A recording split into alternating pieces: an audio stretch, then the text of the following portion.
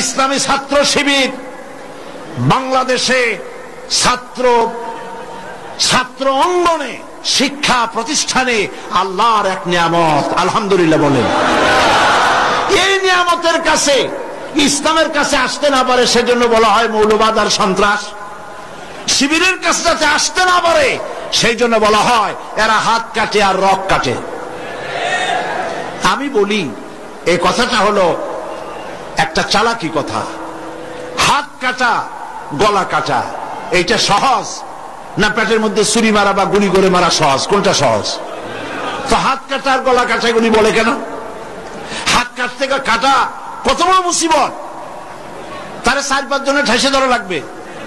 তাছাড়া কেউ কি বলবে যে আসছেন যখন আপনি হাতটা কাটিয়ে দিয়ে যান, এরকম বলবে কেউ? 4-5 জনের ঠেসা ধরবে, মুখের মধ্যে গামছা ভরবে, তারপরে হাত কাটবে বা রক কাটবে, পায়ের রক হাতের রক এভাবে কাটবে। এত ঝুঁকি নিতে যাবে কেন?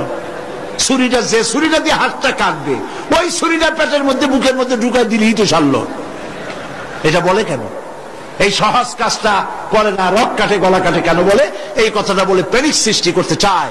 যেই সমস্ত ছাত্র ছাত্রীরা দিন পেতে চায়, ইসলামে আসতে চায়, তারা যেন ইসলামী ছাত্র শিবিরের কাছে আসতে না পারে তার জন্য ষড়যন্ত্রমূলক এই বদনাম তারা দেশ শুদ্ধ জড়াইছে।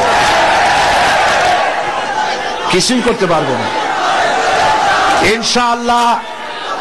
এগুলি করে কিছু করতে পারবে না। 119 জন শিবিরের নেতা কর্মী শাহাদাতের নজরানা আল্লাহর দরবারে পেশ করেছে। আমি আপনাদেরকে বলবো পরের মুখে ঝাল না খাইয়া নিজের একটু চেষ্টা করেন। ওরা যেখানে থাকে শিবিরের ছেলেবেলেরা এরা মাঝে মধ্যে সব্বেদারি করে, যাইয়া দেখবেন ঘরের পাশে গিয়া জানলার ফাঁক দিয়ে তাকাই দেখেন ওরা কি করে। এরা মাদ্রাসায় পড়ে নাই, কলেজে বিশ্ববিদ্যালয় পড়ে, হয়তো দাড়ি টাড়িও এ পর্যন্ত অনেকে রাখতে পারে নাই, কিন্তু যাইয়া দেখবেন বস্তা ছেঁড়া হইলেও বালাম চাউলে ভরা, উপরে রং কাঁচা থাকলেও ভিতরে পাকা আম। ভিতরে যাই দেখবেন রাতের বেলা যখন তারা সব্বেদারি করে, তাহাজ্জুদের নামাজ পড়ে, সাহাবায়ে কেরামদের জীবনী আলোচনা করে আর মুনাজাত করে সারা রাত কিভাবে ওরা কান্দে একটু তাকায় দেখেন। এই চোখের পানি তারা আল্লাহর জন্য দেয়, দিন প্রতিষ্ঠার জন্য কাজ করে। সুতরাং এদের সাথে শত্রুতা না করে এই কাজগুলি, সন্তান যদি ভালো বানাতে চান শিক্ষাঙ্গনে সন্ত্রাসী কারা সেদিকে তাকায় দেখেন, আর সন্ত্রাস কম করে কারা তাদেরকে দেখেন, সন্ত্রাস করে না কারা তাদেরকে দেখেন।